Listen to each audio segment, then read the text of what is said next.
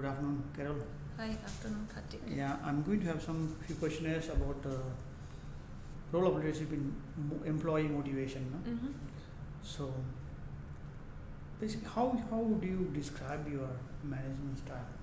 Is it autocratic or democratic? I would say it depends very much probably on the situation or the circumstances. I think when we look at the team, when you deal with people in general, I think certain situations call for different type of styles. So let's say, for Okay. instance, if you have, maybe I use the example of Bridget and me, I wouldn't say that I have any autocratic leadership style. It's very much a democratic, Okay. where actually I seek her opinion. It's more that we are really working together, getting her input, hearing her views, and also be open to that. It's not that I'm actually imposing my views. Yes, I may share my views, at the same time I collect views, or Okay. am open to listen and open to adjust myself to it.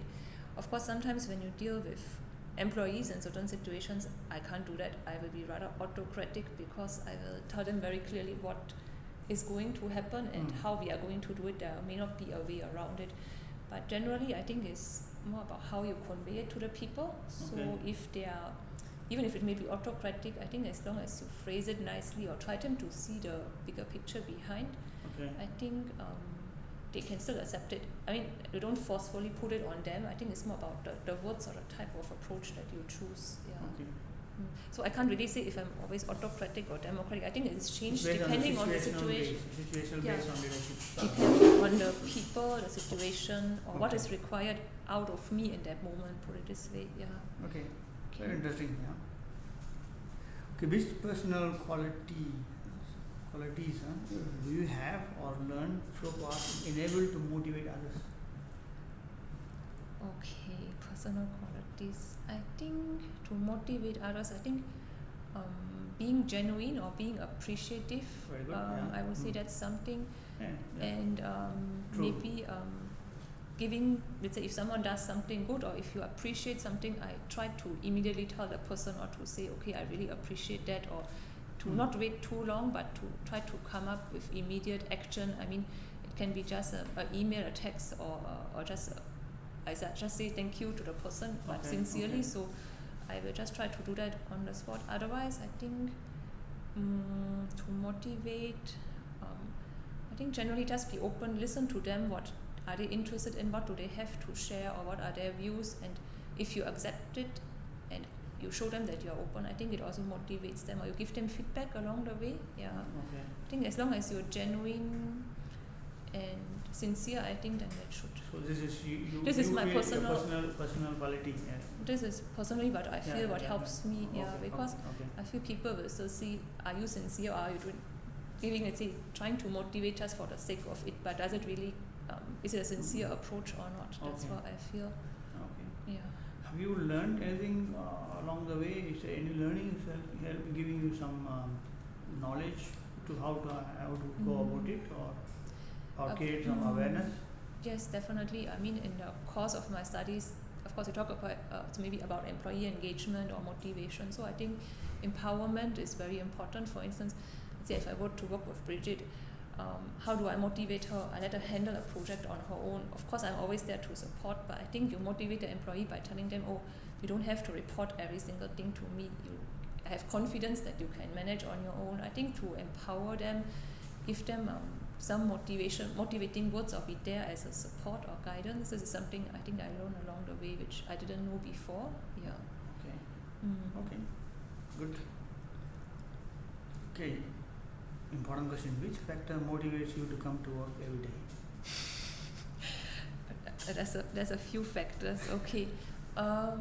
Maybe one factor, but this is work or in general. Maybe it's a bit of like purpose in life. I tell myself that it's somehow my aim. I try to make a positive impact to one person a day. I tell myself if I can make a positive impact to a person, then I already won something for a day. So somehow I think I apply that for the workplace as well.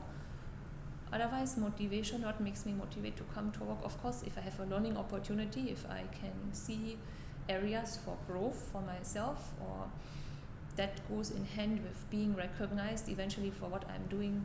Recognized can be, oh, I feel motivated, for instance, if a colleague tells me, oh, thank you for your help, thank you for, you did a good job on this or that. Of course, in the bigger picture, it has to be recognized by the organization in order for me to be motivated in the long run. That's what I would say. Ultimately, it comes with career path and remuneration or growth opportunities, I would say. Yeah. Okay. Well done, answer. Huh? Okay. How do you motivate your team members? How do I motivate my team member? Okay, I only have one team member at the moment, but fine, yeah. to me, I try to, maybe the basis is to try to build a very good or strong relationship as a foundation, I would say.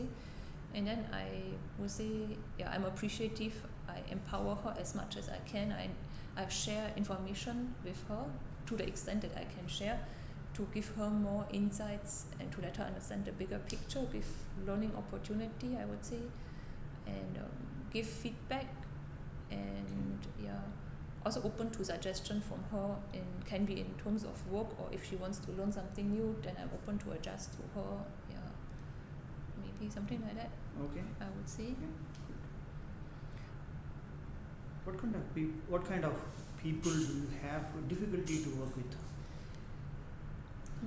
Okay, people difficult to work with. I mean, there's always people that maybe not so easy to work with. There's different characters. I find there can be some people that maybe are very stubborn. They only see their own point of view. They are not willing to move from their own standpoint. So it's a bit difficult, but I think it's more about how you try to convince them. I think you have to find a approach.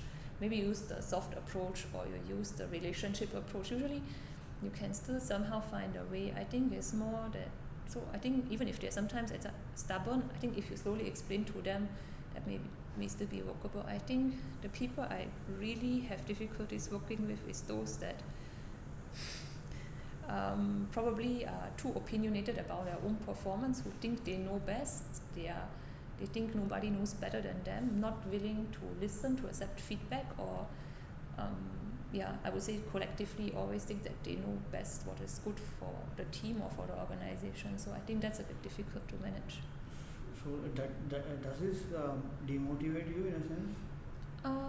It depends. In a way, it's a challenge. I would say you learn how to manage this kind of people and how to probably slowly influence them. You will find a strategy how to influence those people. So ultimately, it may be difficult working with them, but you come up with a strategy. You will slowly learn along the way. It can be demotivating at times because you may know that maybe your approach or colleague's approach is better, but the person is just not willing to see it. Could be because of position, because of thinking really the person knows everything or doesn't want to lose face, for instance. Yeah. So how did you feel in that moment? How do I feel?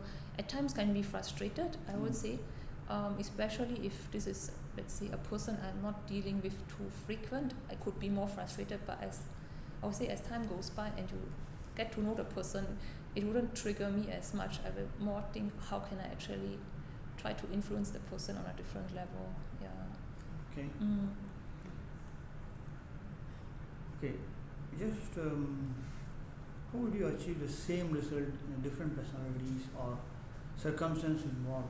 Because you can see you have geographic location. Singapore is a multinational country. So there are a lot of people, a lot of races in the company. People are working at different level.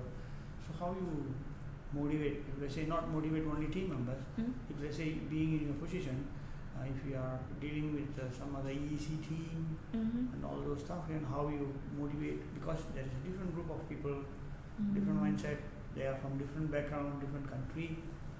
How you manage this?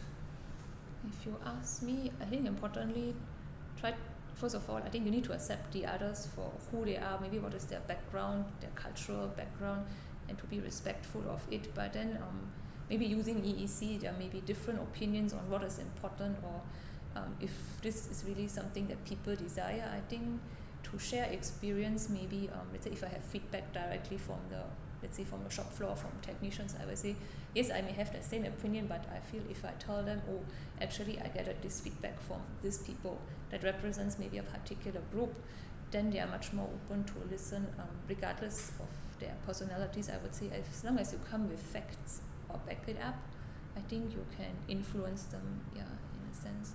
Okay. you.